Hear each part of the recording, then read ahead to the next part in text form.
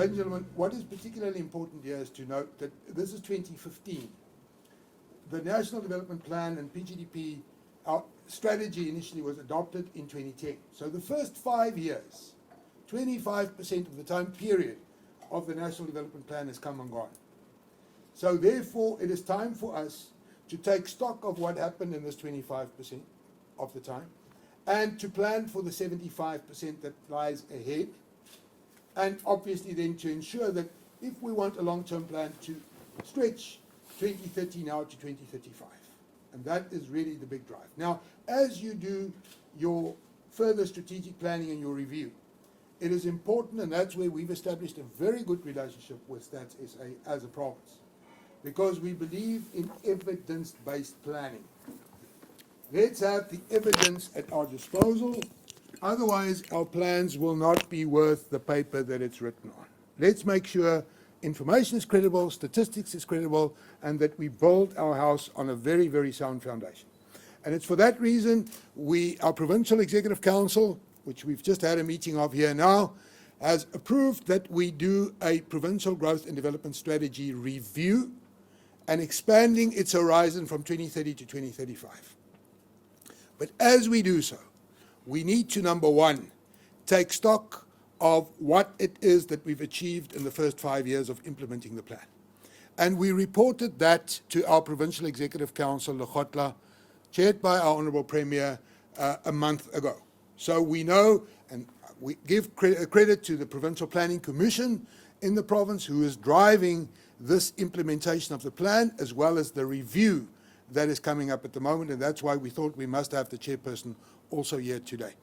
Now, secondly, it is also an issue of, as much as we know what we've achieved, and we know where our weaknesses and our strengths are, how we need to move forward, we've also employed a group of professionals to help us to review our situational analysis of KZN. Just tell us, where are we? An honest, true reflection of where we are as a province. Because if we don't get the real facts on the table, we can't plan for them. But then thirdly, and so importantly, is this particular process we're embarking upon today, the citizen satisfaction. Because you could have all your facts, all the stats, all the details in place, and you don't know how the people feel about what we're doing. This is a perception survey. So this is getting it right from the people that they inform us what are the issues that they believe are the issues that we should really be focusing on in a empirical manner that is truly a professional job. And that's why we went to Stats SA to say this is the most credible sort of institution we can get to do the citizen satisfaction survey for us in KZN. For that reason, we are pushing to have this information ready very early in 2016, because the Premier and our Executive Council is adamant that by the February Lehohla of the Provincial Executive, the Planning Commission has to present to the Executive the 2035 strategy for KZN. And that's what sets the context and what makes this particular survey so important. I thank you very much. Thank you very much, Mr. Brooks, Frikkie, my brother. Premier, you know, each time we come to this province, we are filled with a lot of joy because we have the ICIBAL annual conferences here, where we invite children from schools, we invite your administration, and we look at how statistics probably influences policy in KwaZulu-Natal. And in many ways, there are indications and very strong indications that evidence as the basis for use in policy forms the crux of your administration. You have once again invited us now to go and talk to the citizens and say, here they are as a mirror of your delivery. And we are here to present to you the program of action in implementing that mirror. This comes at the time, and in fact, comes at the time when we are going to celebrate the Statistics Day, Global Statistics Day, which is 20th of October, 2010. the Secretary General has written to the President of South Africa and all other presidents and asked the question, what are you doing on the 20th on Statistics Day? So, Premier, you have actually demonstrated that on that day, in that month, you are saying we are giving voice to the citizens of KwaZulu-Natal to say they are the mirror of that which we do. Premier, you called on the province to undertake certain actions and wanted to understand how citizens think about the province, and this is why we are running this survey. The survey looks at service delivery, and this service delivery has to be based on statistics that are transparent, that bring out accountability, that create and brings results. And if you get results that are delivered with a lot of accountability and transparency, if you don't transform, then you haven't begun the task. So statistics are available so that they can drive transformation. So the survey aims at engaging citizens, being the mirror of what it is that is being achieved or not achieved in KwaZulu-Natal, and we have engaged us as Statistics South Africa. The survey questions look at the houses, the dwellings, satisfaction with the dwellings. There is a household roster which looks at the household members, and also there is a target population that we are looking at. We have set the age limit to 15 and above, and not 14 and below, to give an impression or an account of how citizens look at KwaZulu-Natal itself and the services that are being delivered, particularly at municipal level. The results will be reliable at municipal level. And they look at the things that you can compile as indicators of what comes out of the municipal level, be it complaints around performance or satisfaction around performance. What the satisfaction survey looks at is, of course, access to services across all service terrains, and of course, the project we have actually consulted extensively with the provincial government. The survey method itself is a sample survey. It reaches out to 20,000 dwellings, which is quite a huge survey. It's representative and will run for 6 weeks. It will report the results at municipal level. So it pushes accountability where implementation occurs. We are looking at about 208 field workers. That is 208 people running through KwaZulu-Natal over a period of 6 weeks and finalizing this work. Then I have to, at this point, introduce Jenny Naidu, who is the project director under the leadership of Helen North. These are the two ladies that are in this province that are driving this program. In Natal, there will be 46 vehicles and 52 teams. There are other teams that do not need vehicles. And we will be seeing how best we run this. Of course, on an operation like this one, Premier, when we have a fleet of vehicles out in field, we are managing those risks in order to ensure that we minimize risks of accidents and so on. And what we are using is this kinds of instruments. And these tablets excited our team. This is the first time that we are using this. It means that as we capture the information, it gets straight into our servers. So it is possible by the last day of the work that we do, we can have an idea of what the results look like. Of course, you still have to clean the data and do all other things, but the speed with which this information will reach you has never been achieved hitherto. So the province of KwaZulu-Natal has given us a great opportunity to use technology in deepening the democracy project in South Africa. The project timelines, Premier, are as we should be able to deliver these results in January around the 20th. December is almost a dead month, but Stats SA will be hard at work to ensure that those results are delivered. The budget, we are interested in this marriage.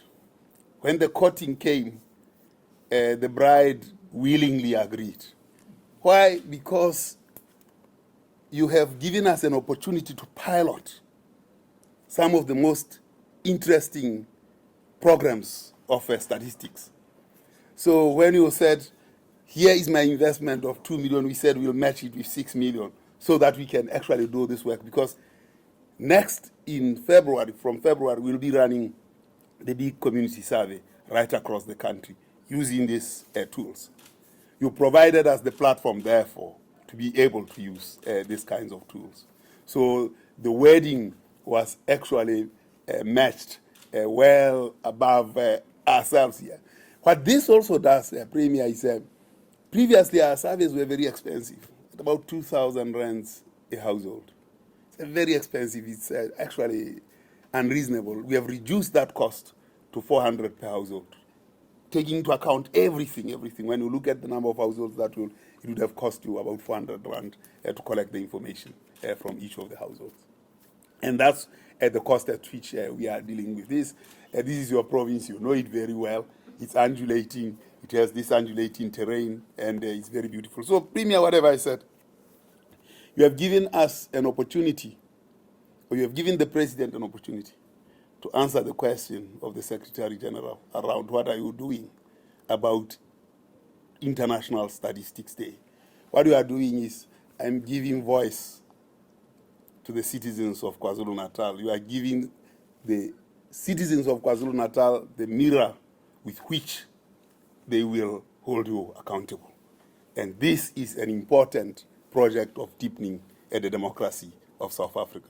You have given us, as Statistics South Africa, the opportunity to test the technology, to play a role, and to transform the production of statistics in the country, thereby stepping forward in the data revolution space.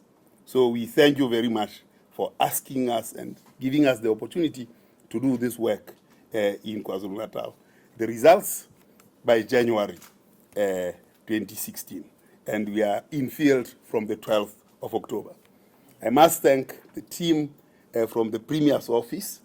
I must thank the team from Statistics South Africa. I had a meeting this morning, and we are singing the war songs, and saying we are ready, and we are going in there. And these two women here, Jenny Naidu, who is the project director, Helen North, who is the executive manager here, have been hard at work with their teams to get this project off the ground. Thank you very much for that opportunity. And thank you very much, SG.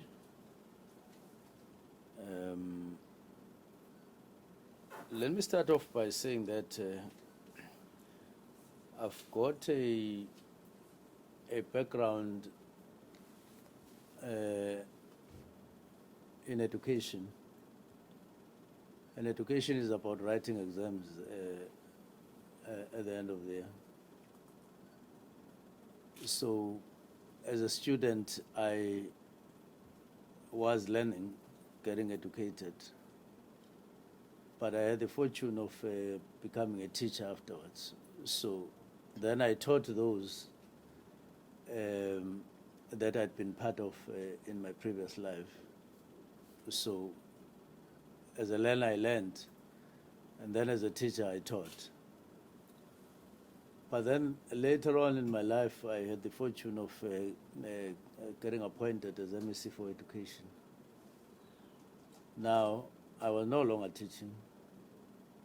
I was now dealing with the environment in which others would learn, in which others would teach, so that the two would match to realize the objective that they would have set themselves as goals linking to those of the country. And then later on, I then got removed from education. I'm then here looking after those who are dealing with the environment of education, so I'm still not far. The most basic thing in education is that you write exams at the end of the year. That's the only way to progress. You don't write, you don't progress. You write, you progress. Now, I take this survey that is coming, that we've agreed on, as an examination. The crude test of the work that we're trying to do in the province in the name of South Africa and its citizens. And therefore saying, let's test, but in an independent way. And we're not going to be knowing who you are interviewing. We're not going to be able to whisper to them, whatever, how to respond. In reality, we're opening ourselves to crude scrutiny, to those who support us and to those who don't support us, whatever will be driving them in terms of these responses. But we rely on the credibility and the integrity of those who will be conducting this, because they are not going to be driven by any other thing except just to assess the satisfaction of or dissatisfaction of the citizens. Now, this is very important, but before I elaborate on that, just to say that in the NDP and the PGDP, we found one aspect of an excellent tool. The good thing about the NDP and PGDP, while others still criticize it, like any other document, or even like any other book anywhere in the world, is that it forces you to look somewhere. As for the PGDP, we refine it, we debate it, we put other views, like the views of the Commission, we test it on the ground, and we find it's very comprehensive in terms of giving you a sense of where you are going and what you are achieving. One of the examples, talking about the infrastructure that they talk about national, of which you are part, and that we've made also a part of our trust as we move forward, and as part of the trust of the PGDP. I know that this is a risk. What if the survey says government is terrible? And you can't change it. We're opening ourselves, really opening ourselves, with the trust that we don't mind what people say about us, but we mind what we look like to people. If they say you are ugly, that's not the problem. The issue is they will have given their own judgment independent of us. It's like the story I like about one fisherman who was using a rod to fish, and there was a crowd of people, all of whom were hungry, and he would pull one fish at a time, give it to a person, and then the person would then move to prepare it. Then comes another person and say, I've never seen somebody so stupid. Why? And he says, how do you think you are going to make it when there are so many people with this thing, one fish after a while? Then this fellow says, no, my concern is not how many people, is not the number of people that are hungry and are here. The main concern to me is the number of people that I give fish to. If there are 2 people that I've given fish to, I'm so happy because I've saved 2 lives. And then another one, and then another one. That's the major thing. Same thing applies here. if there's any indication that there's any good thing that we as government of KwaZulu-Natal are doing for our people, all the best. The rest, we just say this is their judgment and so on. We will learn from those things that people identify as good, as things that we're doing good, and then we try to get closer to those things that satisfy people more than any other. Try to consolidate those. Those that people say are ugly and then we're failing on them, we will sit back and say, well, lucky that they don't say we must go. They still give us a chance, and then we take that opportunity and work our way towards trying to do the best. And therefore, as for the opportunity to start South Africa based on this tool, it's also an appreciation to us that you will be using this gadget, and hopefully it will take you where you are or next to where you want to go or next to that.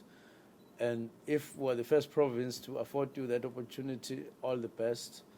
This is not the first time we're the first in the country, and hopefully those news will go, and at least that will be identified as some innovation. But I must say that we feel good working with you, because you are State South Africa, and what you will be publishing will be part of South Africa, part of the realities in the whole country, reflecting on all of us. And as for the coincidence that on the 20th is International Day of Statistics, we were saying on the 1st of October we were somewhere with the older citizens celebrating that. But a day or so, was it yesterday, we were opening up the first public eye hospital in this province. It has never happened before, where you say to people, all those who have problems with their eyes, this thing called cataract and other things related to that, you come here. And it was full, all the floors, all the passages, everywhere, even in the theater itself. It started operating on the 2nd of April this year. And we want to raise the profile of this hospital. It's Makot Hospital. It was closing because it was a private hospital. There were problems financially with the private entity that was running it. And they wanted us to put more of donation. And we said, we may as well run the hospital ourselves. Why do we donate to you? And then there was a quarrel, a positive quarrel. And then we said, no, look, if you don't want this, unfortunately, we're pulling up. But can you calculate what the damage is? So they became reasonable, and we all agreed that, no, look, come and take over. And we took over, and then we said this hospital will specialize on eyes. I mean, we are doing this thing for the first time, and I said to them, I'll sleep very, very peacefully and very satisfied. If you go to Cuba, those of you who may have gone there, they specialize on health and education. And today, I mean, almost all the countries in South America, they fly to Cuba to be operated on their eyes. Even Venezuela, with oil, they haven't reached the standard of Cuba in terms of attending to human beings and their problems. Now we're getting to that level. The only thing that we now have to do is to train young black people who will take over from those average 60 years doctors that are doing the job at the moment, so that they continue with the work. I'm not saying go to my court to check the satisfaction, but I'm just saying that there are those good things that we think we have begun to do for our citizens. And it's a pleasure to partner in this particular manner. And it's a pleasure to release you to go and start your work. And we can see the enthusiasm on your part. You have given us specific time frames, which means you have planned very well for this task. And all we can say is good luck to yourselves. As for the terrain, there's nothing, unfortunately, we can do about it. It's part of State South Africa, and to say that, hey, this province is working under very hard conditions. Maybe they shouldn't cut the 2 billion that they've cut from our allocation as a result of census 2011. They will say, no, let's return these people, it's terrain and so on, and looking at the census. I can talk more and more, but all we're saying on behalf of KwaZulu-Natal is thank you very much. We are looking forward to the outcome at the end of January, and we will take it with both hands. Thank you very much. You're welcome.